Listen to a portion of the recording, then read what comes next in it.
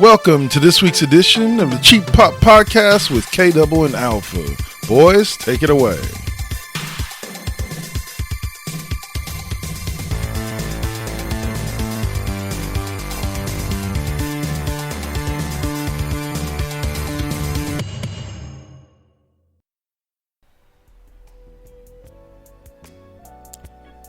The following Four Aces production is for mature audiences only.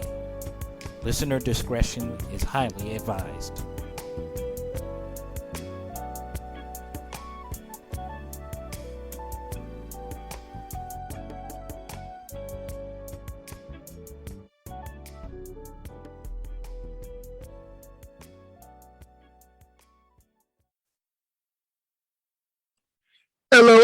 Hello. What is up?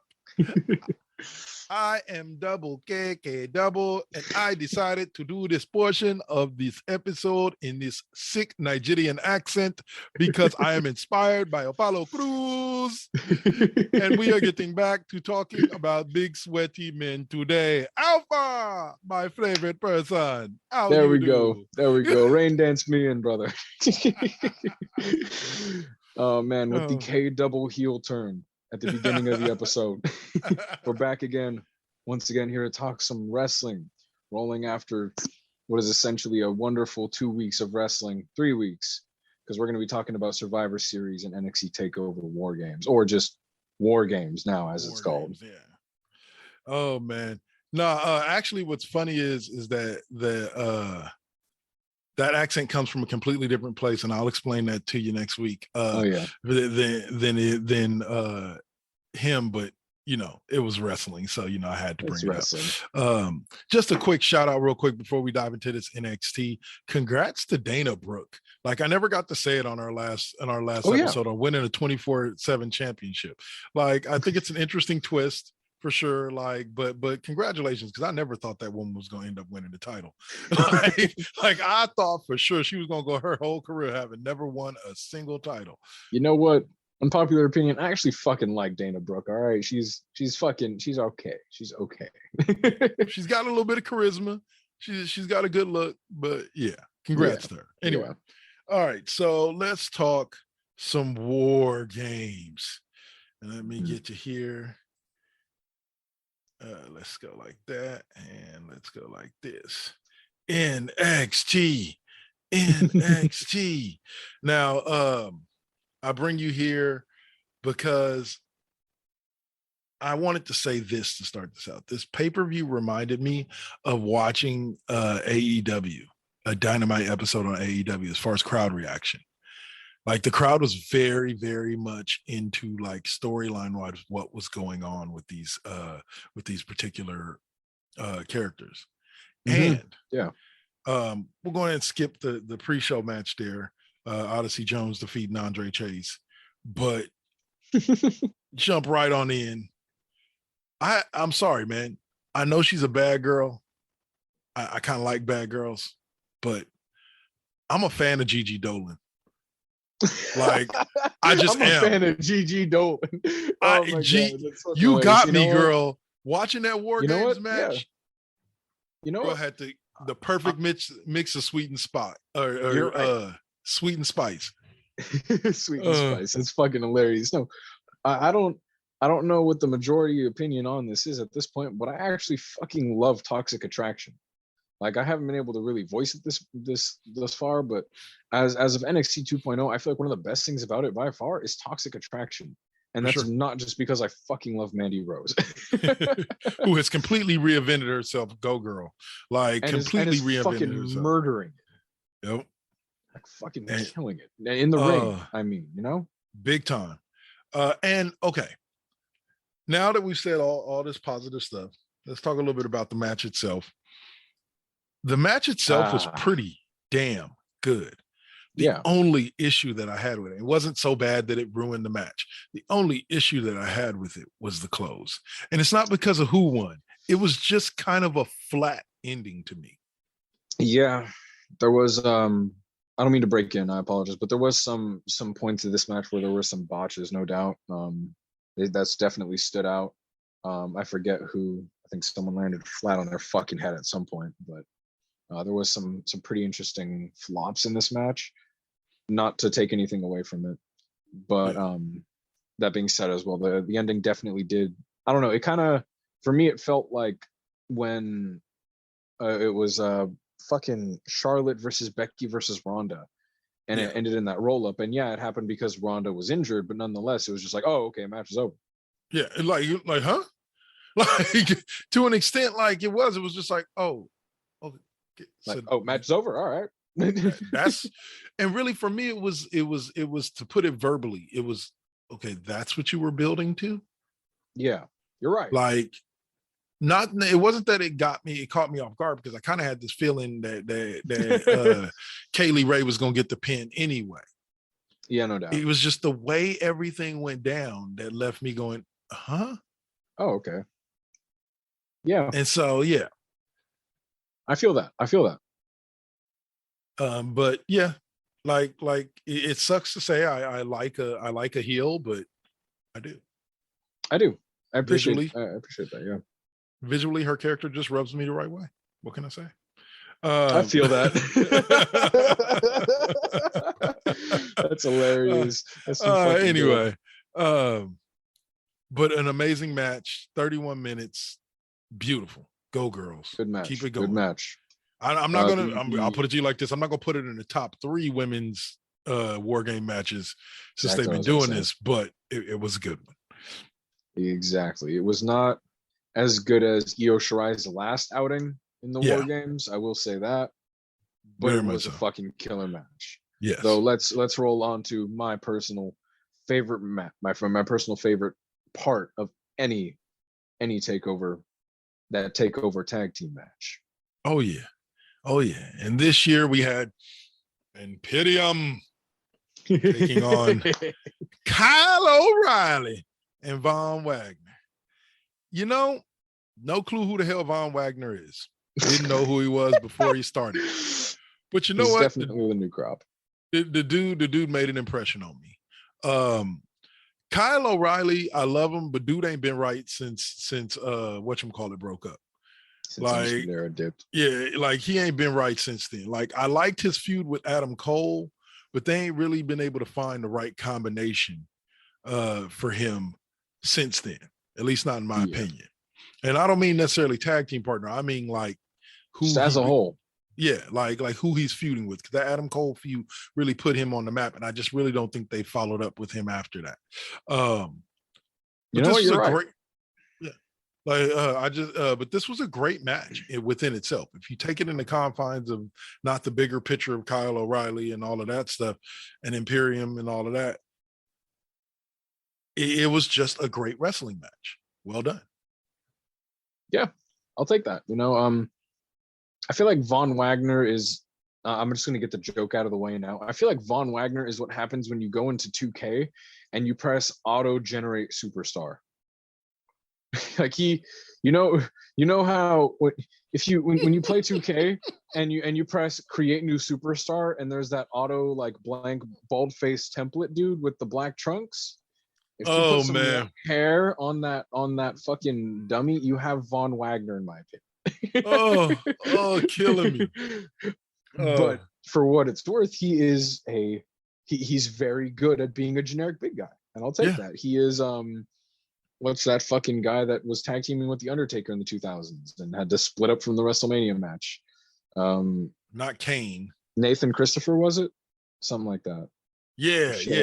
I want to say something. Yeah, I know who you're talking about. Yeah, the bald dude, something like that. He reminds me of him just because he's good at being a generic big guy. That being said, I love seeing Kyle work, and he managed to fit in a lot of really cool tag team spots. Imperium is as clean as they fucking always are. You can never take away from the pure slickness of Imperium and the way they work in the ring, if I'm being honest. And I think one dude looks like Mini Ryback though. Fabian looks like Mini Ryback. You know what's even better than that? He's a cruiserweight. It's cruiserweight Ryback. That's fucking hilarious. Awesome. Oh man, yeah, it was a good match. Right. I really love seeing my takeover tag team shit. Let's roll. For sure. All right, and then so let's see. Next up, we've got Cameron Grimes versus Duke Hudson. Man, that match was all I needed was the vignette. That was more than enough. Really, dude, you powerbomb dude through a table because he bluffed you in cards. Like, and I love you in cards. And I love Wade Barrett selling the fact of how dishonorable it is to bluff and not win, honestly. I was like, Mr. Wade Barrett, the Blackpool bare knuckle boxer. Fucking shit, man. Well, what gets me though is I'm sitting there listening to him. I'm listening to him sell the shit out of how wrong it was. And I'm going, okay, dude, have you ever played poker? Like the whole purpose of the game is to bluff your opponent, whether you have a better hand or not. Like that's the whole purpose of poker. As if bluffing isn't literally something that you're supposed to do to fucking win. Oh my goodness. But yeah, well, bravo to Wade Barrett for selling the hell out of how disrespectful that was and how Cameron Grimes deserved to get his ass kicked for it. Like that's just hilarious. Fucking great. And I thought for sure, I give WWE credit for the swerve. I thought for sure Cameron Grimes was going to lose, and then you're right. Ended up going bald. And nope, it wasn't him. It ended up being the pretty boy, Mr. Hudson. You're right. I was actually thoroughly fucking surprised that Cameron Grimes won this, with everything going on through the show and everything structured the way it is. I definitely thought Cameron Grimes would be the one person to take the fall for the new crop here. Yeah. But he fucking wasn't, to my surprise. Wasn't. Black and gold, baby. Black and gold. All right. So right before the main event, we had a group that I still know nothing about, even after watching this match. The Diamond Mine take on two guys I've never heard of in Joe Gacy and Harland, but I actually like those two. Yeah. Joe Gacy seems like a skinny Kevin Owens, but sorry, go ahead. No, I was just saying he looks like a skinny Kevin Owens, but he has a little bit more charisma. I definitely like him. Man, of course I'm gonna be that guy. I'm gonna get it out of my system now. I'm really fucking mad that Joe Gacy isn't being portrayed as he was in his CZW character, because his CZW character is it's somewhere between Leatherface and the fucking Kevin Owens. It's fucking great. He's a fucking monster. It's great. That being said, I do appreciate the nuance and stupid bullshit of this gimmick. Mm-hmm. And I did think the match wasn't too fucking bad. It didn't sour me too bad on it. But I always love seeing Roddy Strong work. He never doesn't put out a clean match. Yeah. Can I say something though, real quick? Roll. Was by far a clean match. Very. But on this card, it was an A- compared to a lot of other A's and A+ as far as overall match. And that's just in comparison to the other matches that on the main card. You know what I'm saying? Good match on a fucking amazing card. Pretty much, yeah. Yeah. And there's at least 5 of those matches on every WrestleMania. That's like, what the fuck is this on WrestleMania for? But the rest of WrestleMania kind of makes up for it. Before we roll on, I do want to address the elephant in the room in that we are defending the Cruiserweight Championship against Joe Gacy, who is very clearly not a fucking cruiserweight. Well, I guess evidently, just like the 24/7 rules, they can the rules of the cruiserweight belt can be suspended and reattached whenever they so see deem fit. Exactly. And then finally, we have the main event of the evening, as Michael Buffer would say. And a very good storyline to go with Team Black and Gold, even though it's funny to me because I'm like, LA Knight, you were on Black and Gold for like 6 months, bro. Before it changed to NXT 2.0. LA Knight is as black and gold as Karrion Kross.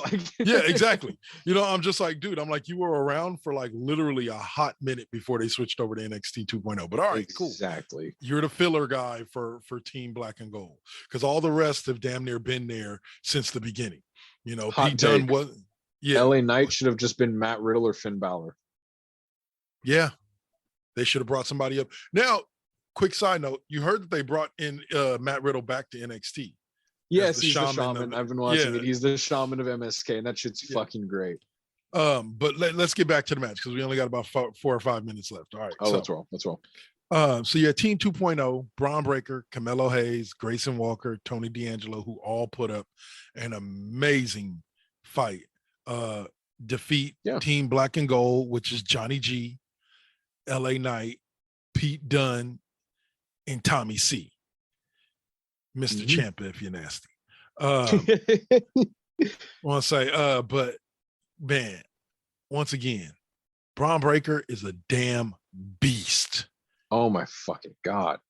If they ever get him to the main roster in enough time to see Braun Breaker versus Brock Lesnar, give me that match. I'm there for it. I will sit my ass in front of any TV for as long as you want to get to that match because I would love to see that. Braun Breaker is for real, period. The guy's the real deal. Carmelo Hayes. Carmelo Hayes looked like a G. Don't know if I buy his gimmick.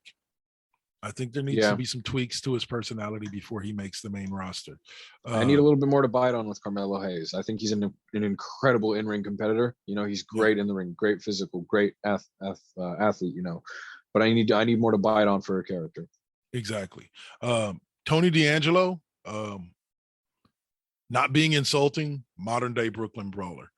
Like, I don't really see the dude winning any championships, but he can probably put on a hell of a match. You know, against just about anybody. So those 4 guys impressed the hell out of me, not just by winning, but just because they did everything that they shows that NXT moving forward is in great hands. You're right. You're right. You know, out of all these people, I feel like there's a lot of other people that should have definitely been in different spots around this card. But that being said, most definitely so. People like Braun Breaker and Carmelo Hayes definitely deserve to be there.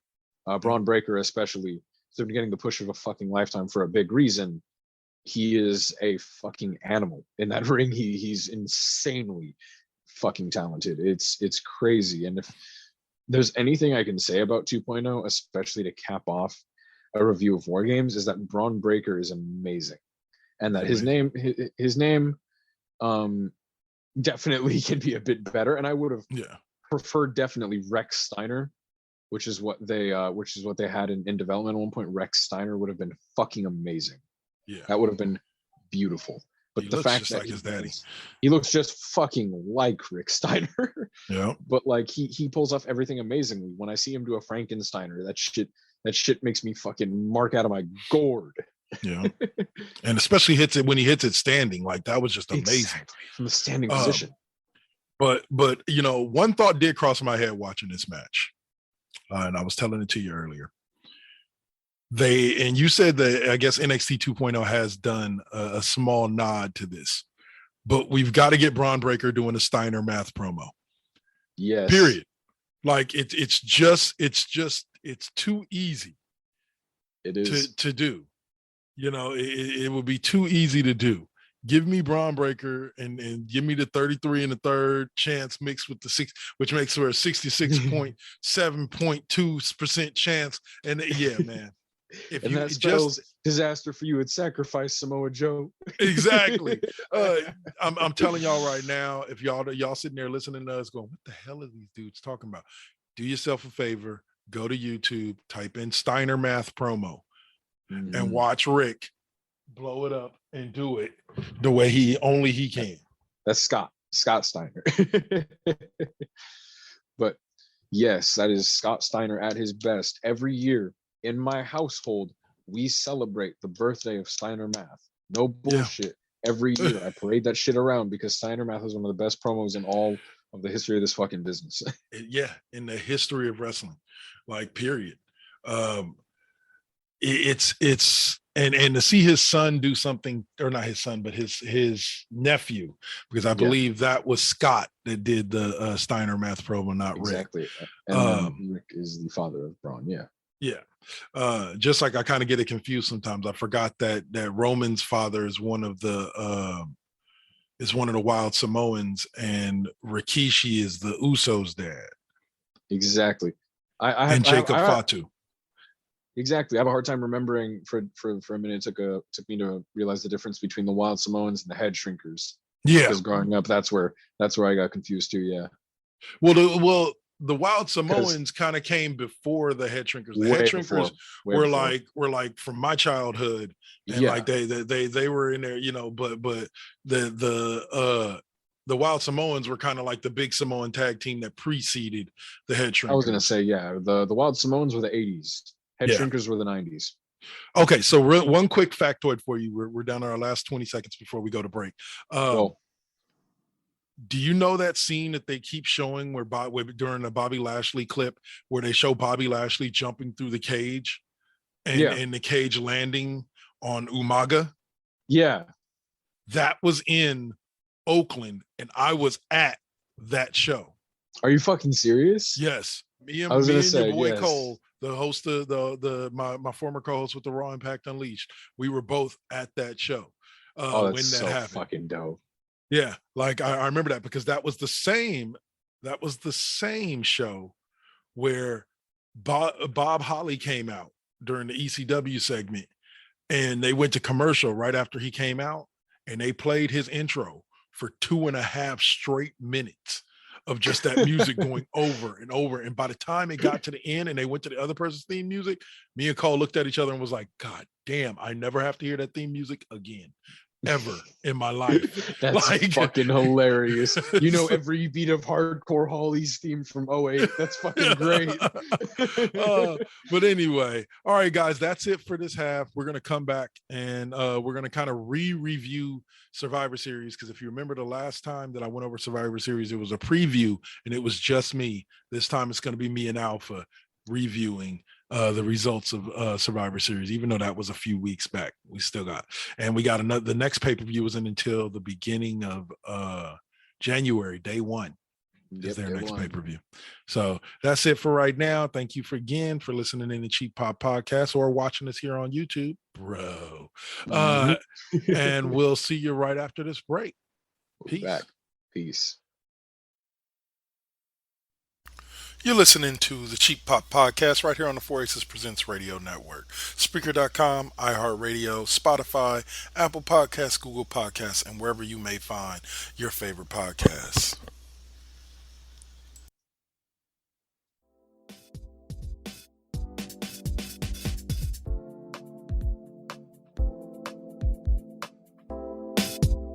It's me, Double KK Double again. This time I'm here to tell you about 2 of the best sports shows on internet radio. I'm talking about West Coast Bias with me, O'Malley, and The Duel, occasional visits from an original host, Mr. Suave, and Double K's Classroom, hosted by me. Both shows feature sports talk about teams from the West Coast. So if you get down with West Coast sports, these are the shows for you. West Coast Bias airs every other Sunday evening at 6 p.m. Pacific Standard Time, and Double K's Classroom airs alternating Fridays at 8 p.m. on the 4 Aces Presents Radio Network on Spreaker.com.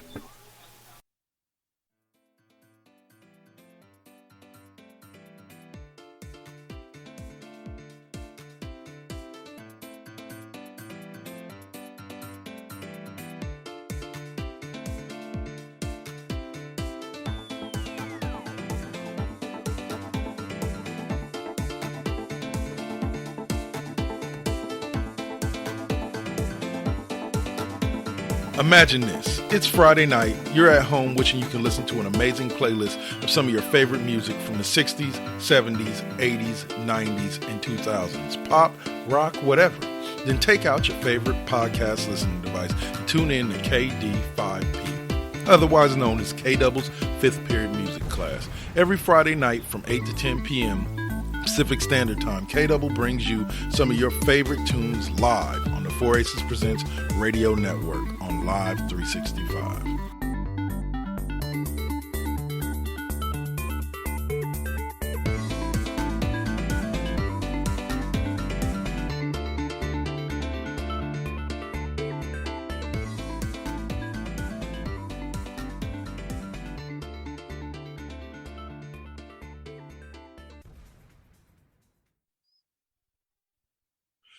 And we are back back, like Back to the Future.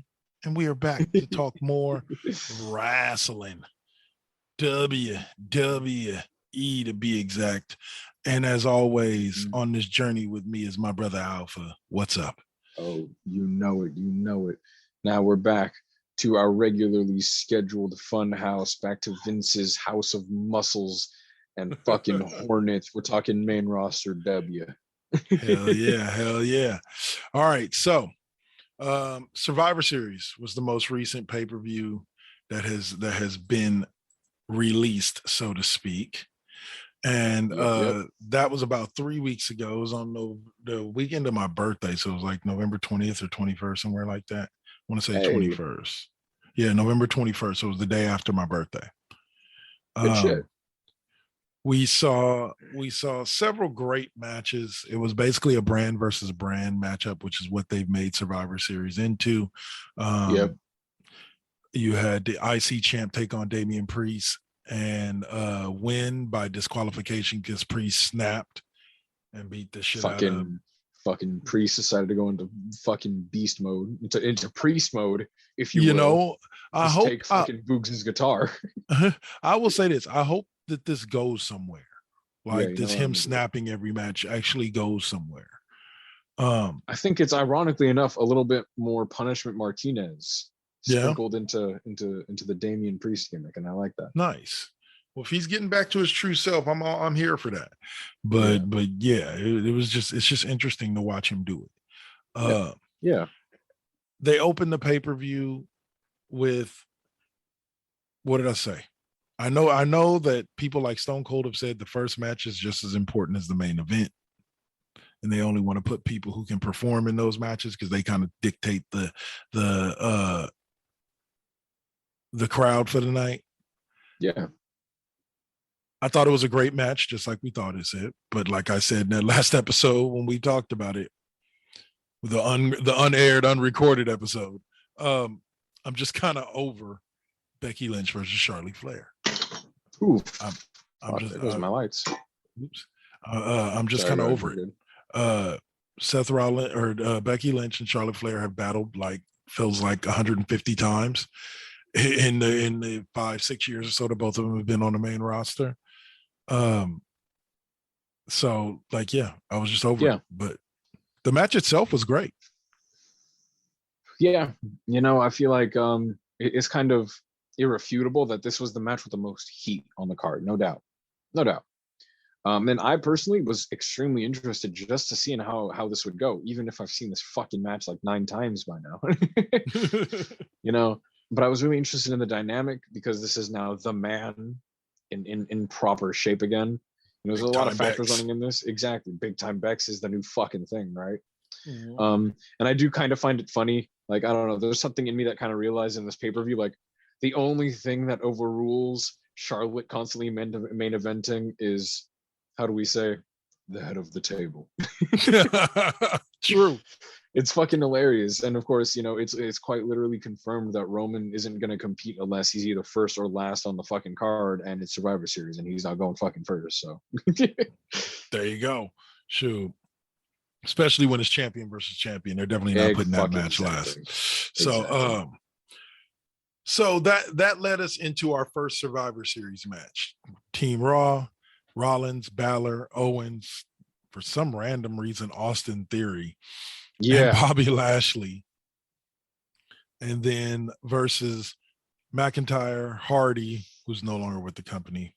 Get some help, As brother. Of today. Yeah, King Woods, Happy Corbin, and Sheamus for Team SmackDown. Interesting match. Definitely this was interesting. Quite the mix up of characters, to say the least. And I believe it was Rollins who got the final pin and won it for Team Raw. Yeah, and if I'm being honest, I was okay with that. I feel like if anybody else walked out of this, other than Kevin Owens, on top, I wasn't going to be very happy. Or Drew McIntyre. I would have been able to live with Drew McIntyre. I'll take that. I agree. I can take that. But that being said, it was not the most amazing Survivor Series match I've ever seen, but it was nor was it the most boring. Right. I like the spots, spot. I like the fact that Lashley never technically got eliminated. Neither did McIntyre. They kind of just never got back in the ring and got counted out. King Woods put on a hell of a performance before being eliminated. Yep, I love the focus on King Woods. I do, actually. Happy Corbin feels like a character that's going nowhere. And I don't mean because it's a bad character. I just mean it doesn't feel like they want to do anything with the character.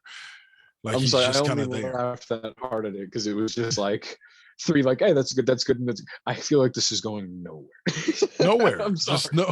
But you're right, though. You're right. Happy Corbin and Madcap Moss are the worst fucking thing about the main roster right now.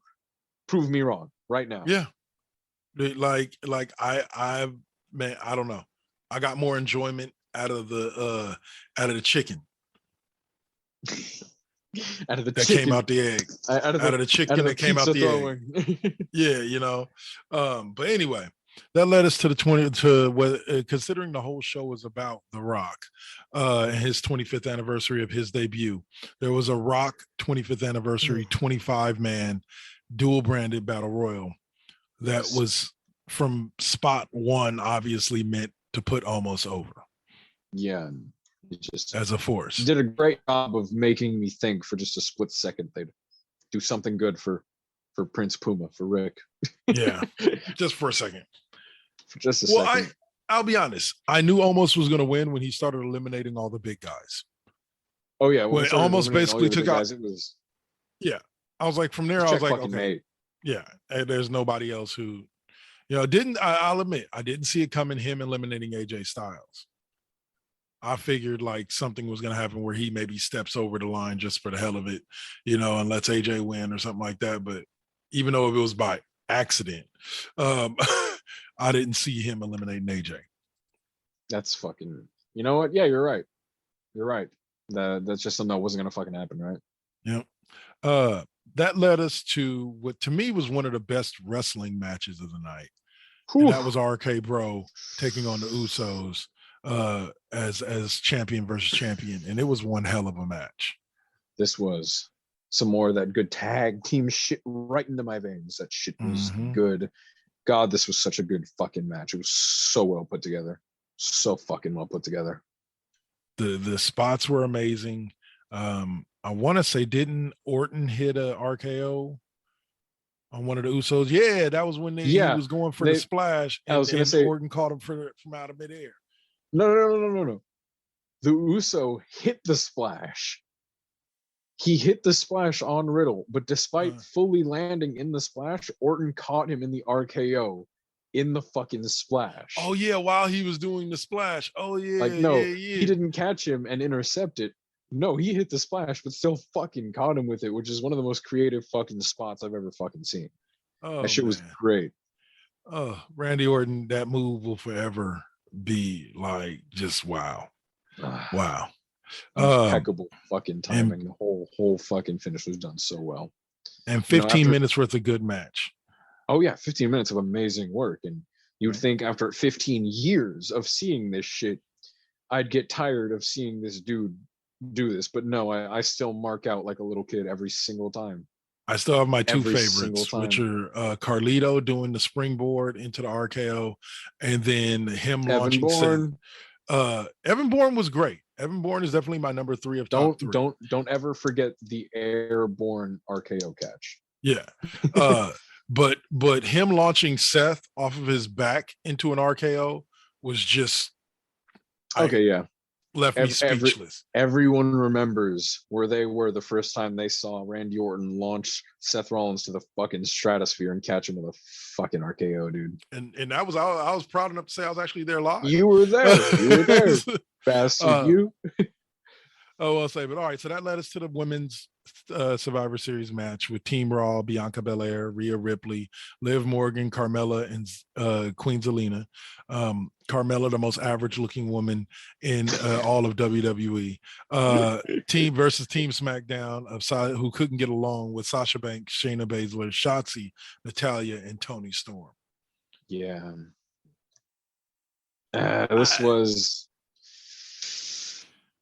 There was so many good fucking bits of this match. Yeah. Seeing Bianca's physicality, Rhea Ripley competed like a champ. Liv Morgan sold her ass off. Yeah. And then you had Shayna Baszler and Toni Storm as legitimate threats, and Shotzi as an actual believable heel, which was fucking insane. But just so much of the story beats of this definitely got to put the fucking damper on this properly. It did this time. Yep. And I want to say Bianca got the win, right? Bianca got the dub. She came in with the underdog clutch. Yeah, she eliminated Baszler, Shotzi, and Natalya. Yeah. To get the W. Yeah. Now it is very important though to notice the huge amount of in-depth storytelling already implanted in this between Shotzi and Bianca Belair, which I personally really like, and the little references to that in this. I really liked that, despite the fact that it wasn't as on the nose, you know. For sure. All right, so with the last about 5 minutes, we got the main event of the evening. Roman Reigns, Universal Champion, taking on and defeating Big E, WWE Champion, by pinfall, and a clean pinfall at that. And it was an amazing match. Two guys that know how to wrestle. Yes, I just said Roman Reigns knows how to wrestle because he does, and he's proven it over the past year. Beat the living hell out of each other. There was emotion in it. There was fire in it. There was everything you want in a match. Big E's pissed because Roman Reigns been beating the shit out of, and they hurt Kofi, and he's been beating the shit out of Xavier Woods, and which, by the way, that go home Raw. There we go. Or that go home SmackDown, where they set up Roman Reigns to be attacked by Big E was beautiful. Like, that was very well done. Even though I saw it coming from a mile away, as soon as King Woods challenged him to be out there, I was like, oh, this is setting up for Big E to come and attack him. And after what happened on Raw, but the match itself was just, I can't say a clinic. It wasn't, it was on the border of being a clinic. Oh yeah, absolutely. You know, like him and Roman Reigns, just, they know how to wrestle, period. Absolutely. It's hard to really, it feels like I'm repeating myself over and over again when it comes to these Roman matches, but it really is just these 30-minute amazingly told wrestling stories every single time.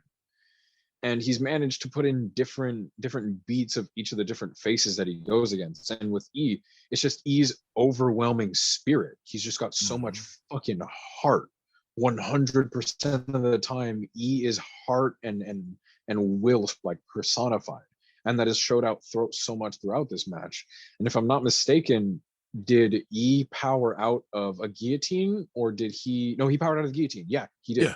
If I'm not mistaken, E is one of the first, or the first person to power out of the fucking guillotine clean. Yeah, I don't know. Lesnar, I believe, has. Lesnar has. Yeah, Lesnar has. Yeah.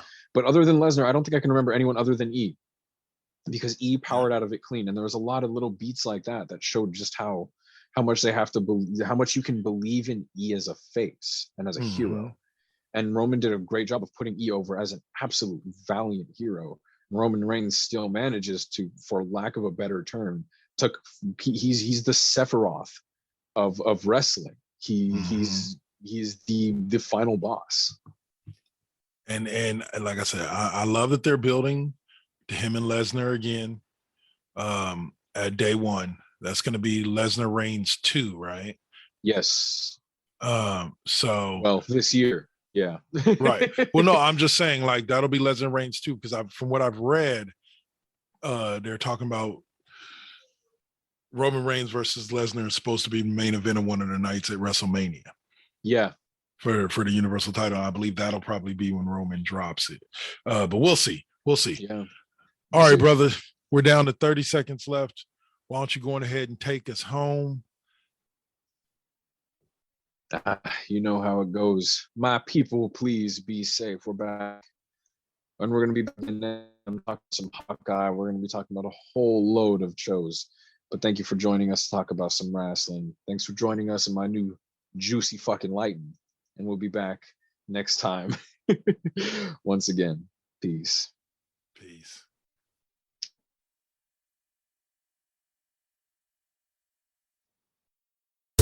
Peace.